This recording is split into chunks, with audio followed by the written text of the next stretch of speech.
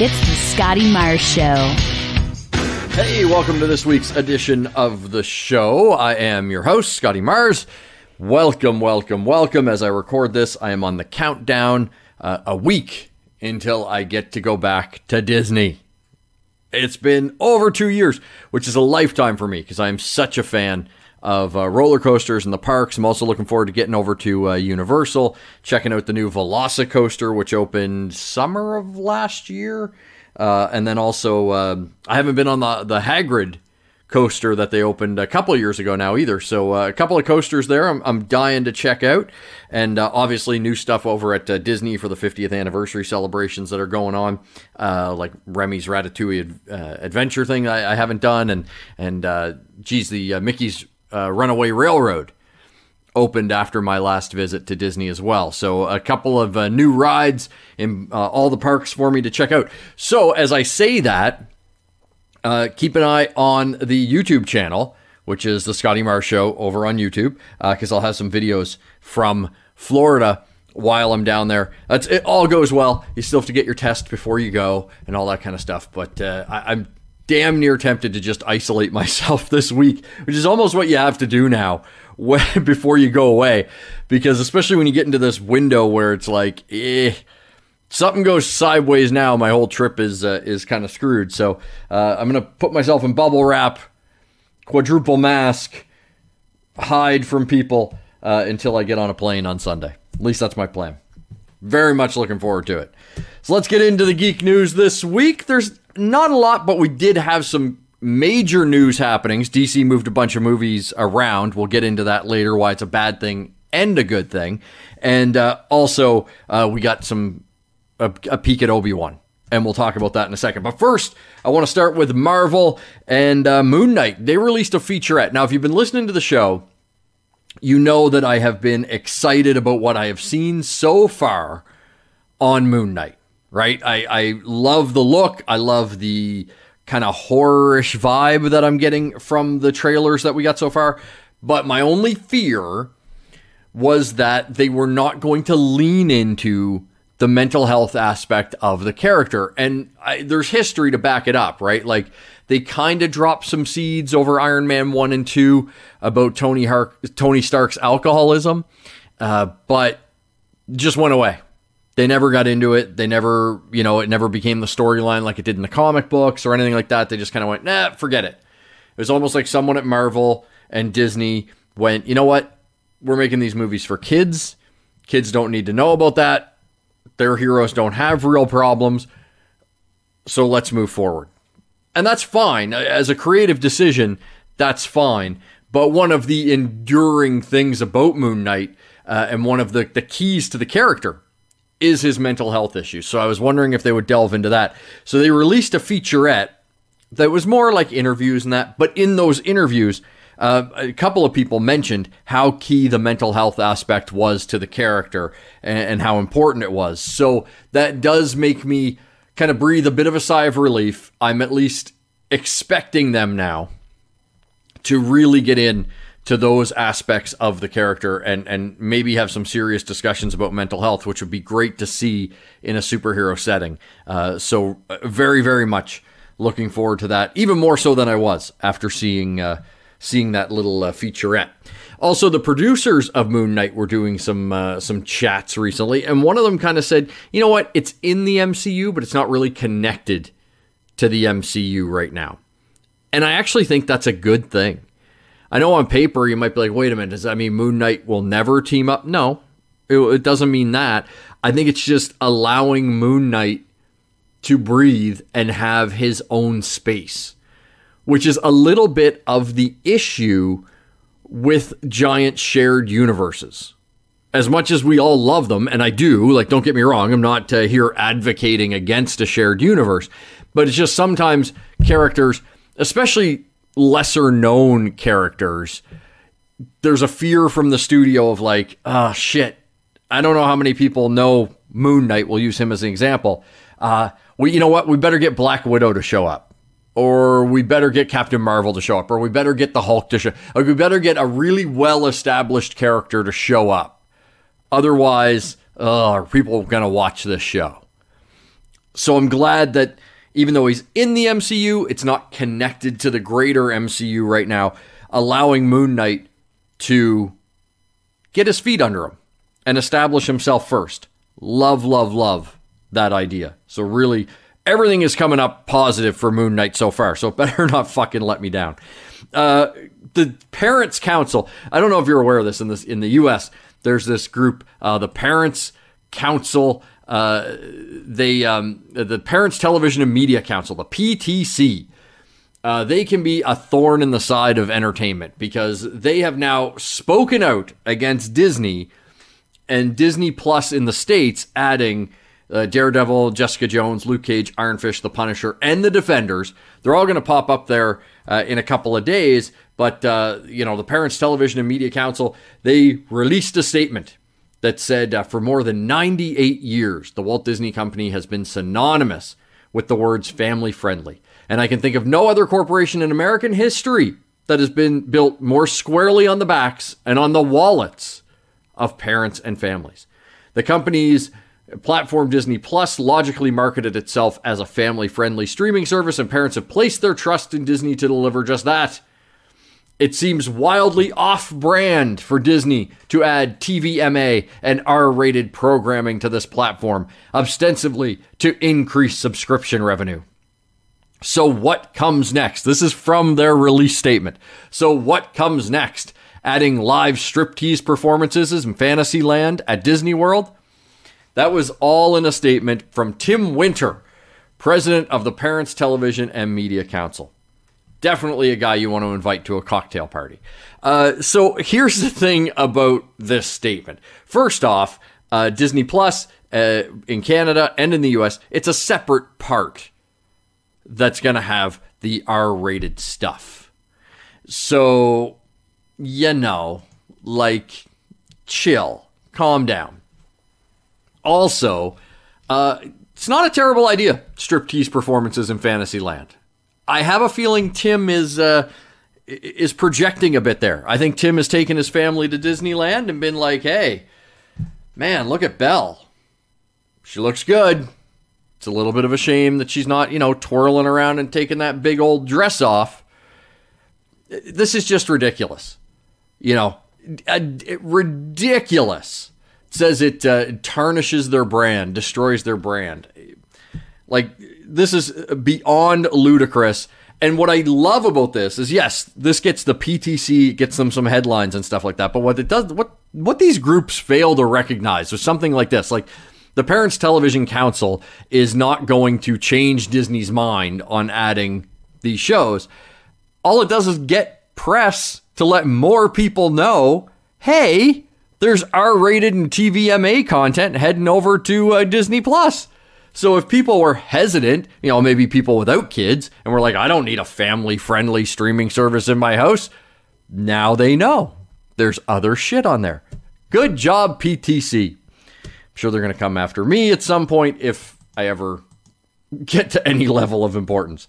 Deadpool 3 has found its director, Sean Levy. This will be the third film that Ryan Reynolds has done with Sean, Free Guy and The Atom Project, and now Deadpool 3. The writers are returning for Deadpool 3, and Sean has come out and made an interesting statement saying that he is determined to get Hugh Jackman and Ryan Reynolds in a film together. And as you know, they have a little friendly rivalry going on. Wouldn't it be great? And I don't know that it's going to happen, and it might mess up storylines and whatnot. But wouldn't it be great if Hugh Jackman's Wolverine, showed up in Deadpool 3, even for a scene, even just for one scene, like him sitting at a bar like he was before, Deadpool comes in, sits down next to him, and he says, fuck off, and that's it. Boom. That's your scene. But people would lose their shit over that. Admit it. Even as I said it, you went, oh yeah, that'd be cool. So that's the thing, right? It should happen. It should be done. We will see. At least Sean has that as a mission in life. And he seems to have a lot of pull with Ryan Reynolds. So we'll see how it goes. The Batman composer, fantastic score for the Batman. He is set to direct Marvel's Halloween special. Marvel is doing a live-action Halloween special. It was It was initially going to be called Werewolf by Night. Apparently that is not the title, but Werewolf by Night, the character, will be showing up in it. But it's going to feature a few other characters over. It's like kind of like an anthology. Think Tales from the Crypt type show. And we don't know who else is going to be in it. I was going kind of through Marvel and more of their dark side of stuff. And I was thinking of a few characters. Eliza Bloodstone, however you pronounce her name, she definitely, I think it's just a matter of time before she makes a live-action debut, so she would fit. Obviously, they have a Mummy and a Frankenstein and stuff like that, but I think it'd be nice to get maybe a little bit deeper if they wanted to tie it into Ghost Rider, then you could get Marvel's Scarecrow, or Strawman, he's sometimes called. Very similar to DC's Scarecrow, but it'd be cool. That would be interesting, and then you have a bridge to Ghost Rider, and Terror would be fun too. Very hard to translate to live action, but if like Terror, he had a Terror Inc. series. He gained his powers by grabbing the dismembered limbs of superheroes and villains, which is very nicely done in vein with for a horror thing. So those are a couple of characters. I don't know who they're thinking of using. I'd really like to see Scarecrow or Strawman, though, because I'd love a good bridge into Ghost Rider. So that would be awesome. Let us shift now over to a galaxy far, far away and Star Wars. And when I say not a lot of Star Wars news this week, there wasn't, because there was one massive bit of Star Wars news this week. If they had put any other news out this week, it just would have been drowned out by this. We got our first look, a teaser at the Obi-Wan series. And my God, did I nerdgasm all over the place. Just under 2 minutes. 2 of the best minutes I've watched in a long time. It was so good. And I watched it, I think, 5 times right away. Like, just on a loop. It's an amazing teaser. It really is. First off, obviously, it gives us the setting. We knew what the setting was of Tatooine, but we see it. And all the goosebumps. There were many goosebumpy moments throughout this minute and 45 seconds. I'm just going to kind of run through them. First off, right away, title sequence, they give us the Duel of the Fates music. Holy shit. Like, that music, say what you want about episode 1. And first off, I am a bit of an episode 1 defender. I don't think it is as bad as everybody wants to make it out to be. If you take Jar Jar out of that movie, people do not shit on that movie as much as they do. Because the pod racing sequence was badass, and it has, I still think, one of the best, if not the best, lightsaber battle in all of Star Wars film history, and that's Maul against Qui-Gon and Obi-Wan. Such a brilliant fight, and as soon as I hear that Duel of the Fates music, I instantly picture Maul, and I picture Obi-Wan and Qui-Gon, and just, again, all the goosebumps. I don't know if that is a hint that we will see Maul in this series, but loved it as a way to open up a trailer. And then even just seeing Ewan as Obi-Wan was goosebumpy. It really was, because the guy just embodies the part. It's such a perfect bridge from him as young Obi-Wan in the prequel trilogies to now looking at him, and it's still just a perfect bridge to Alec Guinness. Like, it's just the road has no bumps, no massive turns. There's not even a lot of suspension of disbelief because they look so similar. It's just great. It just really is just fantastic. And then we have a scene where we see Obi-Wan doing what he does for the better part of his life, basically, and that is keeping an eye on Skywalker, Luke. And we see a young Luke sitting on top of their little house, kind of igloo-y shaped door, and he's pod racing, like pretending to pod race like a kid would do. And there were so many things about that made me happy and goosebumpy. One, just to see young Luke happy. You know, like when we meet Luke, he's happy for like 20 minutes of the movie. Then his aunt and uncle are killed. Then he's thrust into a galactic civil war. It's, there's not a lot of fun times for Luke. So that made me happy. But then also, obviously, the father-son connection, right? Like, that's what Anakin did. And here's Luke wanting to do it as well. The goggles he was wearing looked the same. There's no way they were the same, but they looked the same. Just really a great shot. I know some people are probably going to fuck, young Luke, stupid. I don't know. That shot in the trailer, awesome. Seeing the Grand Inquisitors and just other Inquisitors alone, really, really cool. The Grand Inquisitor, yeah, he might look a little off compared to what we've seen before in the animated, but I don't think it looks as terrible as some people made it out to be. But man, oh man, this is going to be a good one. And even just some of the voiceover in this of like, the Jedi can't help but being Jedi is such a great line, because we see that even in A New Hope, right? When, Ben saves people and stuff like it's just a Jedi can't help but being a Jedi. We've seen it with Ahsoka in the animated show. She quits being a Jedi, but yet she's still a Jedi and can't help but do it. So really great line, and that's going to be a fun battle back and forth. Obi-Wan trying to hide from the Inquisitors. And then as the trailer is wrapping up, don't we get a couple of Vader breaths in there? Fuck. This is like, I basically, I don't consider like paying to see Obi-Wan because I'm paying for Disney Plus. Just fucking take my money. Like, that's how good this is. If Disney Plus came out tomorrow and said, hey, you know what? For the 2 months that we're going to be airing Obi-Wan, there's a $5 premium. Fuck, just take my money. And now I probably gave them a really shitty idea that they're going to take. But still, that good.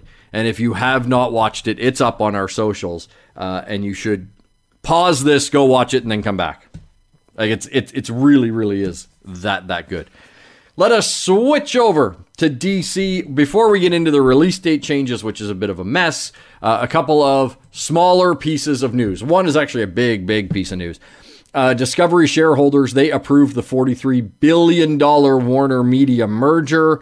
So that means that the WarnerMedia that owns HBO Max and HBO and Warner Brothers and DC Films and all that kind of stuff, they are now merged with Discovery, who owns like Discovery Channel, Food Network, TLC, all that kind of stuff. So there's going to be different people calling the shots now, which is an interesting time for Warner Brothers. And I don't know if this comes at a good time or a bad time. And this also falls in line a little bit with something I'm going to say about the shift in release dates. It just kind of starts to feel like DC has got their shit figured out when it comes to movies. And it sounds weird to say that because they were the original comic book company that had their shit figured out when it came to movies. So, the original Supermans, the original Batman, the 89 Batman and whatnot. And then there was the bit of the thing where they were divisive. People either love the movies or hate them. And, after the Nolan stuff, obviously I'm talking about the Snyder things, but, they kind of had some ups and downs there. Whether you like the Snyder stuff or not, you can't deny there was a split in fans. And it seemed like they were kind of maybe rushing their universe or whatever. Now they've kind of seemed to have gotten a handle on it, and now there's going to be some new heads at the table. And I don't know if that's a good thing or a bad thing. We'll find out, but it definitely gives me a little pause for concern. Before we get into the shifting release dates, I had tweeted about this a few times, that they needed to make some Peacemaker Funkos from the hit HBO Max show, and I don't want to take any credit, but they're doing it. They are making a bunch. There's a Vigilante. There's a couple of different Peacemaker ones. One including Peacemaker being hugged by Eagly. You can take a guess that is the one that I have pre-ordered. I must have that one. I kind of want to get the Vigilante as well, but they are up for pre-order now, and I wouldn't wait. I usually am like, yeah, I'll wait, and I didn't. I needed that Eagly hugging Peacemaker one. All right, so DC comes out this week and really fucks with everybody's emotions. And I say that because, my God, I've been waiting for these movies for so long. And they even gave us that badass Super Bowl ad where it was like, the Batman, boom, Black Adam, boom, The Flash, boom, Aquaman 2, boom, all in 2022. Everybody fucking get ready for a fistful of superheroes, because here they come. 2022 needs heroes. And here come 4 of them. Plus the other ones we're going to see in Flash. Boom! All up in your junk. Then first the announcement was Black Adam and the animated movie, League of Super Pets. So 2 Rock movies. He goes on Instagram and goes, hey, guess what? League of Super Pets and Black Adam are switching release dates. So we were supposed to get Black Adam in July. Now we're going to get Black Adam on October 21st. And League of Super Pets, which we were going to get in October, now moves up to July 29th. So first you're like, okay, but the initial plan was for Flash to come out in November and Aquaman 2 in December, which I still thought was tight, and I never thought that was a good idea. But as soon as they moved Black Adam to October, I was like, there's no way in hell DC is going to drop 3 movies in 3 months. You're just going to eat your own market and you're going to lose money. On top of the fact that the rumor was that we were going to see Batgirl in December as well. So really releasing 4 movies, 3 in theaters, 1 on streaming in 3 months, it's too much content at one time, right? You're going to divide your audience, you're going to split your money. So it made no sense. So as soon as The Rock announced that release date change, I said, oh, here, there's more dominoes to fall. And then they did fall. So what happened was Aquaman moves from December 16th of this year to March 17th of 2023.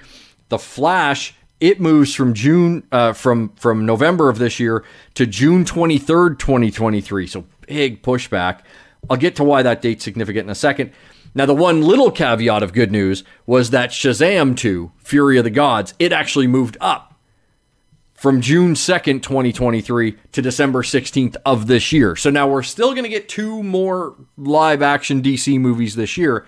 And if you're wondering why they did this, apparently with all the movies that were shut down during COVID and have now wrapped up filming and are all in post-production, there is a backlog on visual effects.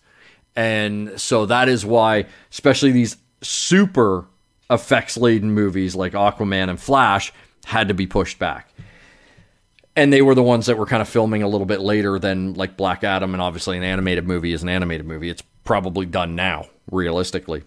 So, okay, I'm going to break this down a little bit and why it's a good thing and why it's a bad thing. First, I'm going to start with it being a bad thing. As I mentioned with the sale, it just started to seem like DC was getting their shit together. You know, we had come off the Suicide Squad, which was fantastic, and then we had Peacemaker on TV, which was great, and then we had the Batman, which was great. It was just a fucking high ride for DC. Everything was coming up Millhouse. And, you know, we were rolling. And we're gonna roll right into the Flash and all this, and Black Adam in July, and it's gonna be great. It's gonna be great. And then they had to shift everything around. And then on top of that, they released a fucking ad during the Super Bowl, like the most watched television event yearly. They put out an ad going, "Here's all the badass, good-looking stuff we're giving you this year," and then 2 months later went, oops, we can't give you all that stuff in 2022. We can give you some of it, just not all of it. Oh, all right. It's a bit of a kick in the nuts. You got people hyped. They even played that minute ad in front of the Batman. I went to see the Batman. I saw that minute ad in front of it. I got teary-eyed looking at the Flash on the big screen. And hearing Michael Keaton's voice again. And then they do this. So that's why it's bad. It's just movie delays are a part of the industry, but it's always a bad thing when you tell fans you're going to get so much content this year, and then it has to be pushed all back. So not good. Now, the positive of it, they did move Shazam up. So that, in my mind, and even the director had said that the movie was pretty much done and he could release it early. So I don't feel like this is a rush job for Shazam at all. It's actually good. So even though they took some stuff away, they gave us some stuff back. Okay.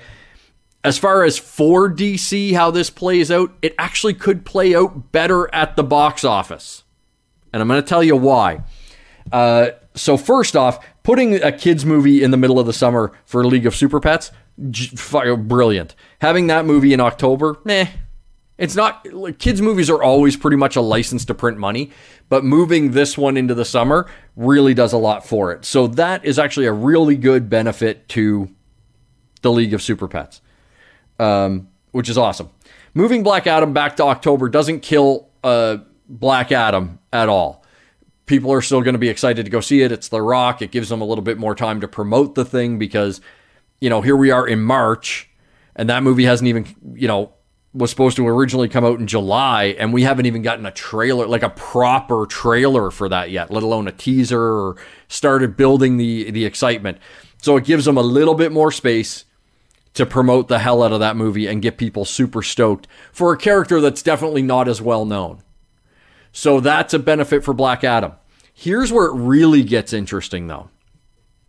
If anywhere in, and they still have time, they could film this and make it a post-credit scene. If anywhere in Black Adam they reference Shazam, holy shit, if Black Adam does well at the theaters and they make that connection to Shazam, which is going to open 2 months later, that is going to do gangbusters for Shazam's box office. The bridge is naturally there. Black Adam is part of the Shazam lore and at times is his biggest villain. So it's an easy bridge to make. They just have to make it. So, if, like I say, all it has to be is a post-credit scene. That's all it has to be. It doesn't have to change the movie at all as far as Black Adam goes. Just a little post-credit scene that has Zachary Levi there as Shazam, and then afterwards, a little stinger that's like, see the story continue, Shazam, Fury of the Gods, December 16th. It's the beauty of the post-credit scene is getting you teed up for the next step, right? Rarely is that next step such an instant gratification as 2 months later. So that could be huge for the box office for Shazam if they do that. And I really hope that if they don't, dear God, how did they miss it?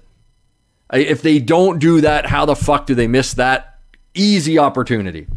And then, James Wan came out and talked about Aquaman 2 and said he was thankful for the delay because they have so many shots to get done that it gives them breathing room. He felt like he wasn't sure that he was going to make that December release date, and now he feels confident. So, hey, whatever you need to do to make Aquaman 2 as great as the first one, do it, right? By all means. So that works. And then the Flash one, I haven't heard anything from Andy Muschietti as far as effects or anything like that goes, but it's nice to put the Flash, moving it away, and I'm not saying it was afraid of the Multiverse of Madness, the Doctor Strange movie, but moving it away a bit from that gives this multiverse stuff a little bit of breathing room. And, I mean, listen, I'll be the first one to say that people were definitely on board. Spider-Man had the multiverse stuff. Then we're going to have a Doctor Strange movie with all this multiverse stuff. Even though The Flash had said that was their plan years ago. I'm not saying who said it first. Both comics have multiverses, so whatever.